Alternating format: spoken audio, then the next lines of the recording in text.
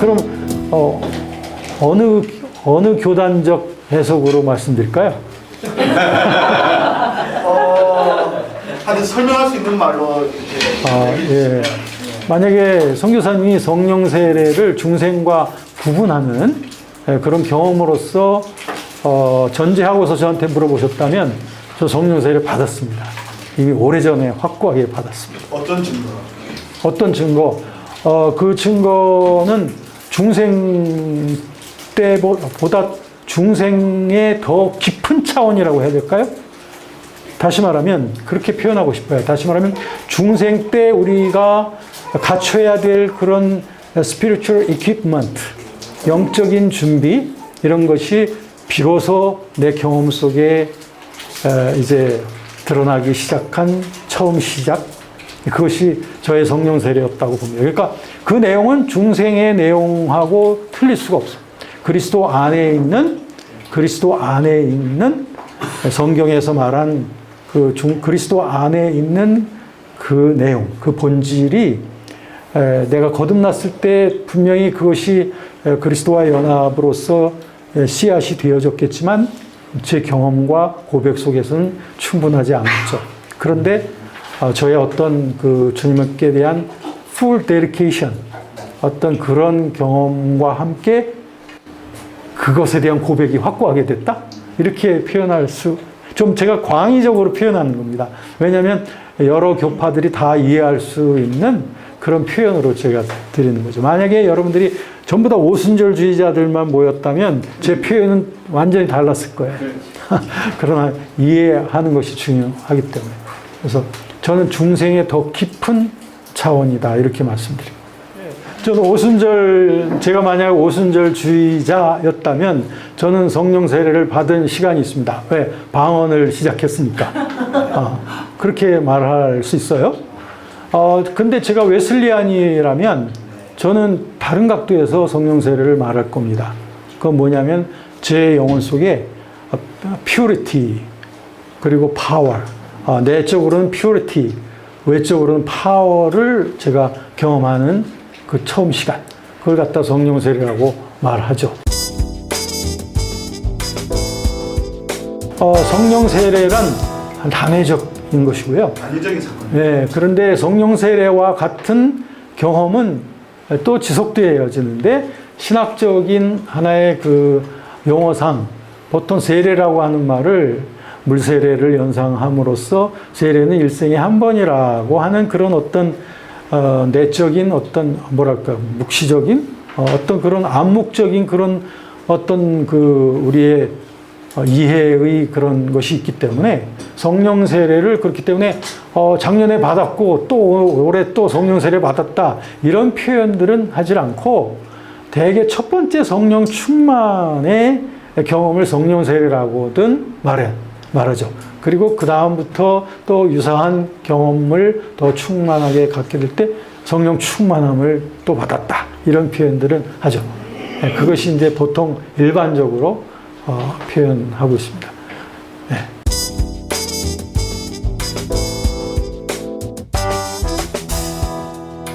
(1980년대) 그래서 성령론 논쟁이 합동 측에서 일어난 겁니다.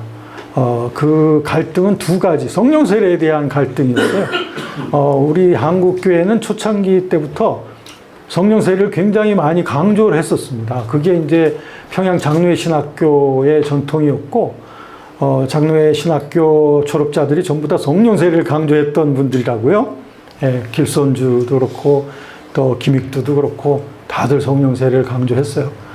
왜 그렇게 강조를 했냐면, 그게 19세기의 부흥운동에 영향을 받은 선교사들의 영향이에요. 우리나라에 왔던 선교사들은 언더우드, 아펜젤러 할 것 없이 전부 다 성령 세례를 강조하는 사람들이었어요. 왜 그러냐? 자기들이 다 그 은혜를 받고 선교사로 지금 나온 거기 때문에 그들은 그렇게 가르쳤어요. 그리고 평양 장로회 신학교에서 사용했던 성령론 책이 중국 사람 가옥명이라고 하는 사람이 쓴 성령론인데 그 책을 보면은 굉장히 중생과 구분된 성령 세례를 굉장히 강조합니다. 그러니까 그런 영향을 받아서 한국 보수적인 장로교 신앙이 시작이 된 거예요. 그래서 보수적인 장로교 신앙은 다 성령세를 강조하고 뿐만 아니라 임박한 종말론을 다 강조했지 않습니까? 그 당시에. 그죠? 근데 개혁주의 신학에 그렇게 임박한 종말론이 있습니까? 예? 정통 개혁주의 신학에 임박한 종말론이 없잖아요. 후천련주의하고 가깝지. 근데 왜 어째서 장로교 신자들이 임박한 종말론과 예수님의 재림 이런 걸 강조하게 되는가 하면 그게 선교사들의 영향이었어요. 왜냐하면 19세기 후반에 부흥운동 때에 이 땅에는 남북전쟁 이후에 이 땅에는 소망이 없고 저 천국에만 소망이 있고 예수님이 휴거해야만 거기에만 소망이 있다고 보는 그런 내세주의와 임박한 종말론이 강조됐거든요. 그래서 19세기 후반에는 임박한 종말론, 신유, 또 성령 세례, 또 중생 이런 그 메시지가 각 교파 부흥사들이 다 같이 그걸 전하고 있었습니다. 그러니까 그 영향을 다 받은 거예요. 그래서 우리나라에서 그 신앙을 전했던 거거든요. 그랬는데 이제 우리 한국의 크리스천 젊은이들이 외국에 가서 신학을 공부하기 시작했는데 박형용 박사가 가장 대표적이죠. 그분이 이제 네덜란드의 아브라함 카이퍼라든지 또 프린스턴 신학교의 전통을 받아가지고 그 당시에 은사중지론 이런 영향을 많이 받습니다. 그리고 그 당시 또 근본주의가 미국에서는 상당히 유행하던 때였기 때문에 그 영향도 받습니다. 그러면서 그가 정통 개혁주의 신학을 흠뻑 공부하다 보니까 정통 개혁주의 신학엔 방언이 없어요. 예언, 그런 거 사도시대에나 있었지 있을 수 없다고 그는 배운 것입니다. 신유? 없습니다. 그런데 그가 한국에 딱 와서 보니까 이거 도대체가 이 장로교인들 신앙이 개혁주의 신학에서 볼 때 이게 굉장히 고쳐야 될 게 너무 많은 거야. 그러니까 박형용 박사가 그때부터 그 신학 진함에다가 계속 글을 쓰기 시작하는 거예요. 그래가지고 그 한국 장로교 신앙의 그 보수적 장로교 신앙을 좀 개혁주의 신앙으로 바꾸려고 하는 그런 노력을 하기 시작한 거죠. 그랬는데 그 중에 하나가 성령론이었단 말이에요. 그러니까 박형용 박사는 존 스타트라든지 아브라함 카이퍼 이런 사람, 리차드 게핀 이런 사람들의 성령론을 그대로 전하기 시작합니다. 그 신학 진학에다 하나씩 다 펼쳐내요. 그랬는데 그거와 갈등을 벌인 사람이 차영배 박사예요. 차영배 박사의 성령론은 성령세를 강조하는 거예요. 그리고 한국 보수적 장로교 신앙입니다. 그러니까 성령세를 강조하는 차영배 박사가 박형용 박사의 개혁주의 성령론하고 부닥치게 된 거예요. 그 부닥친 현장이 신학 진학에 그대로 나와요. 그래서 총신에서는 차영배 박사와 박형용 박사의 성령론 논쟁이 일어나게 된 거고, 부산에서는 고신에서 또 그것이 일어남으로 말미암아 그 안용복 교수와 구약학 교수였는데, 그 사람이 구약만 그냥 가르쳤으면 되는데 이 성령 세례를 강조한 거예요. 그래가지고 결국에 학교에서 정통 개혁주의 신학을 강조하는 고신에서 쫓겨나게 된 겁니다. 얼마 전에 한 달 전에 거기 이상규 교수, 교회사 교수였던 지금 백석대 석좌 교수로 가 있는데, 이상규 교수가 그 안용복 교수의 책을 저한테 우편으로 보내줬는데요. 어쨌든 그렇게 해서 되어진 것이 한국의 장로교회 내에서 일어났던 성령론 논쟁인데, 그것을 딱 한 가지로 함축한다면 성령 세례가 중생시 되는 거냐 아니면 중생 이후에 되는 거냐라고 하는 것인데, 박형용 박사는 그대로 성경에 말하는 대로 중생 성령으로 말미암아 세례가 돼야 그리스도와 한 몸이 되는 거니까 그게 성령의 세례다. 고린도전서 12장 13절에 있는 대로 성령의 세례로 말미암아 우리가 그리스도의 몸에 한 몸이 되고 한 성령을 마시게 하셨느니라. 또 로마서 6장에도 보면 우리가 세례됨으로 말미암아 그리스도의 몸과 하나가 되어지는, 그게 결국 뭐겠어요? 그게 구원의 시간이라고. 그게 중생이라고요. 그러니까 박형용 박사가 말한 것은 성경의 질서에 의해서 말한 거 확실해요. 그런데 그럼 왜 다른 사람들은 왜 중생과 구분된 거로 말하기 시작했냐? 그게 이제 부흥운동의 영향입니다.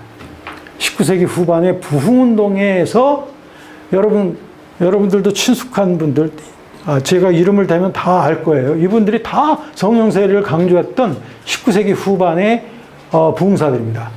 R.A. 토리, D.L. 무디, 앤드류 머레이, A.B. 심슨, 또 F.B. 마이어, 그 캐직 사경회, 뭐 이런 데가 전부 다 그 중에는 웨슬리안도 있고, 그리고 개혁파도 있지만 공통점은 뭐냐면 성령 세례를 중생 이후의 하나의 경험으로서 보는 거예요. 중생 이후의 하나의 경험으로.